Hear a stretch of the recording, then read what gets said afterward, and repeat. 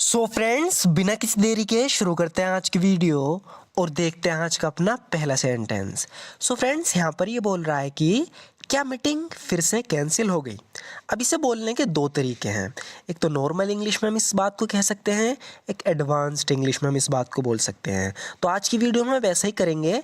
एक सेंटेंस देखेंगे normal English का, एक सेंटेंस देखेंगे एडवांस्ड इंग्लिश का, यानी फ्रेजल वर्ब के यूज़ का, एक बिना फ्रेजल वर्ब का।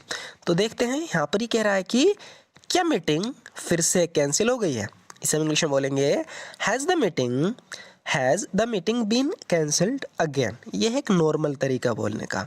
Has the meeting been cancelled again. क्या मीटिंग फिर से कैंसिल हो गई है। Has the meeting been cancelled again. अगर हम इसे एडवांस्ड में बोलें तो हम बोलेंगे has the meeting been called off again. तो यहाँ पर कैंसिल की जगह हमने बोला है call off phrasal verb. Call off का भी मतलब होता है कैंसिल हो जाना, रद्द हो जाना।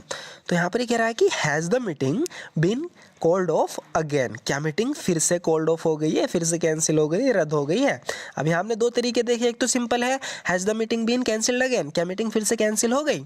Has the meeting been called off again, क्या मीटिंग फिर से कैंसिल हो गई। आगे देखते हैं, ये कह रहा है कि नहीं, इस सोमवार तक के लिए टाल दिया गया है। कह रहा है कि ऐसा नहीं हुआ, बस मीटिंग को इस सोमवार तक के लिए टाल दिया गया है। अब टाल देना, इसको भी हम दो तरीके से कह सकते हैं। सबसे पहले हम बोलेंगे no it has been postponed to Monday, यानी जो मीटिंग है इसे पोस्टपोन कर दिया गया मंडे तक के लिए। तो कहा जा रहा है कि no it has been postponed to Monday, नहीं से मंडे तक टाल दिया गया है। ये तो थी नॉर्मल इंग्लिश। अब हम एडवांस में बोलेंगे no it has been put off until Monday. इसे बोलेंगे हम no it has been put off until Monday. Put off का मतलब भी होता है टाल देना, लेकिन यहाँ पर एक छोटी सी मिस्टेक हो गई है। अंटिल के बाद टू नहीं आता है, टाइपिंग मिस्टेक हो गई है, गलती से लिखा है, तो ध्यान रखना है। इसकी इंग्लिश होगी no it has been put off until Monday, नहीं से सोमवार तक के लिए टाल दिया गया। तो दोनों ध्यान से देखना। सबसे पहले तो हम बोलेंगे no it has been postponed to Monday, ये मंडे तक के लिए पोस्टपोन कर दिया गया, यानी कि टाल दी गई है मंडे तक के लिए। या एडवांस में हम बोलेंगे no it has been put off until Monday, नहीं से मंडे तक के लिए टाल दिया गया है। ओ नहीं, सोमवार नहीं, मेरा पूरा दिन पहले से ही व्यस्त है। जब इसे पता चला कि सोमवार को मीटिंग टाल दी गई है सोमवार तक के लिए, सोमवार को इसे कहीं जाना है, इसका कोई काम है, तो कह रहा है कि ओ नहीं, सोमवार नहीं, मेरा पूरा दिन पहले से ही व्यस्त है, यानी कि पहले से ही कामों से घिरा हुआ है।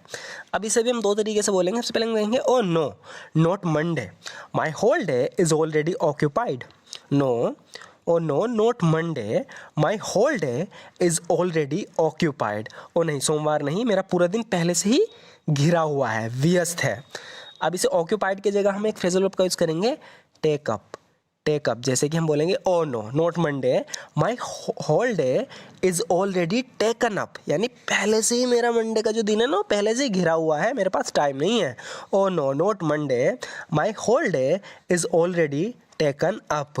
कह रहा है एकदम घबरा के, ओ नहीं, सोमवार नहीं, मेरा पूरा दिन पहले से ही व्यस्त है, घिरा हुआ है। मुझे लगता है कि अगर आप उपस्थित नहीं हुए तो बॉस नाराज़ होंगे। इसका दोस्त इससे कह रहा है कि तुम्हें वहाँ बॉस के सामने आना पड़ेगा, उन्हें अपना चेहरा दिखाना पड़ेगा, अपीयरेंस आपको अपनी देनी पड़ेगी, वहाँ उपस्थिति देनी पड़ेगी। तो कह रहा है कि I think the boss will be angry, यानी कि बॉस गुस्सा हो जाएंगे, मुझे ऐसा लगता है, if you don't make an appearance, अगर तुम वहाँ उपस्थित नहीं हुए। I think the boss will be angry if you don't make an appearance, यानी अगर आप अपीयरेंस नहीं दिया, वहाँ नहीं आया, तो बॉस गुस्सा हो जाएंगे, ऐसा मुझे लगता है। अब यहाँ पे अपीयरेंस की जगह हम बोलेंगे शो अप। शो अप मतलब दिखाई देना यानी आना। तो कह रहा है कि I think the boss will be angry if you don't show up. तो शो अप ज़्यादा बेटर है, आप उसकी जगह इसका ही यूज़ करना। I think the boss will be angry if you don't show up. I really can't, it will ruin all my plan for Monday। कह रहा है कि मैं नहीं आ सकता सच में, इससे क्या होगा कि मेरे मंडे के जो सारे प्लान हैं वो बर्बाद हो जाएंगे। I really can't, it will ruin all my plans for Monday। ये तो था सिंपल तरीका। एडवांस में हम बोलेंगे I really can't, it will mess up all my plans for Monday। मैं नहीं आ सकता, सच में नहीं आ सकता, इट विल मैस अप, यानी इससे मैस अप हो जाएंगे, मेरे प्लान बर्बाद हो जाएंगे। और all my plan for Monday, जैसे कि यहाँ पर हम बोल रहे हैं कि आई really can't, it will रूइन all my plans for Monday, मैं सच में नहीं आ सकता, मंडे के मेरे सारे प्लान बर्बाद हो जाएंगे। या हम बोलेंगे I really can't, it will mess up all my plan for Monday. मैं आपको चेतावनी दे रहा हूँ। वो इन दिनों आसानी से गुस्सा हो जाता है। तो बॉस के बारे में कह रहा है कि आ जाइयो, मैं तुम्हें पहले चेतावनी दे रहे हैं। यानी जो बॉस है ना, वे इन दिनों आसानी से गुस्सा हो जाते हैं, यानी बहुत जल्दी। इस इंग्लिश में बोलेंगे आई एम वार्निंग यू, मैं तुम्हें वार्न कर रहा हूँ, वार्निंग दे रहा हूँ। I am warning you, he gets angry easily these days, वो बहुत जल्दी इन दिनों गुस्सा हो जाता है, तुम्हारी नौकरी जा सकती है। I am warning you, he gets angry easily these days. या फिर हम बोलेंगे I am warning you, he gets worked up. Work up ये एक फ्रेजल वर्ब है, इसका भी मतलब होता है गुस्सा हो जाना, यानी कि जो तुम्हारे जो फीलिंग है उसमें चेंज आना। तो यहाँ पर ये कह रहा है कि I am warning you, he gets worked up easily these days, वो इन दिनों आसानी से गुस्सा नाराज़ हो जाता है। ये कह रहा है कि ऐसा क्यों, why is that, why is that यानी ऐसा क्यों, क्यों गुस्सा हो जाता है आसानी से इन दिनों, वाई इज़ दैट ऐसा क्यों।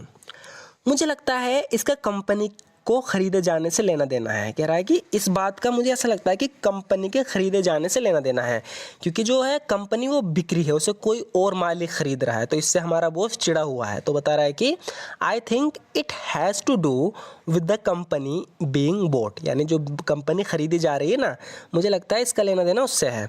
आई think it has to do with the company being bot.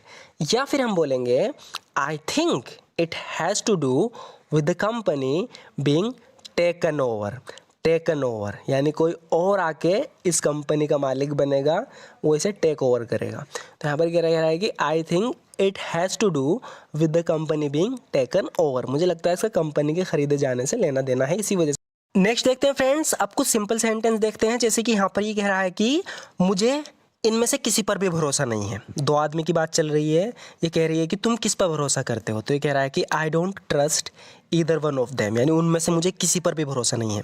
I don't trust either one of them, मुझे उनमें से किसी पर भी भरोसा नहीं है। मैं वहाँ पहुँच जाऊँगा, हालांकि मैं लेट हो सकता हूँ। कहीं पहुँचने की बात चल रही है, कह रहा है कि आई विल बी देयर, मैं वहाँ होऊंगा, होऊंगा मतलब पहुँच जाऊँगा, कोई दिक्कत नहीं है। I will be there although I may be late, हालांकि मैं थोड़ा लेट हो सकता हूँ। I will be there although I may be late, मैं वहाँ पहुँच जाऊँगा, हालांकि मैं लेट हो सकता हूँ। तुम मुझ पर भरोसा कर सकती हो मैडम, कह रहा है कि you can rely on me madam, you can rely on me, कि तुम मुझ पर भरोसा कर सकती हो, रिलाई ऑन कर सकती हो। You can rely on me madam, तुम मुझ पर भरोसा कर सकती हो मैडम। मैं वादा करता हूँ तुम्हें कभी कुछ नहीं होने दूंगा। I promise I will never let anything happen to you, I promise I will never let anything happen to you, मैं वादा करता हूँ तुम्हें कभी कुछ नहीं होने दूंगा।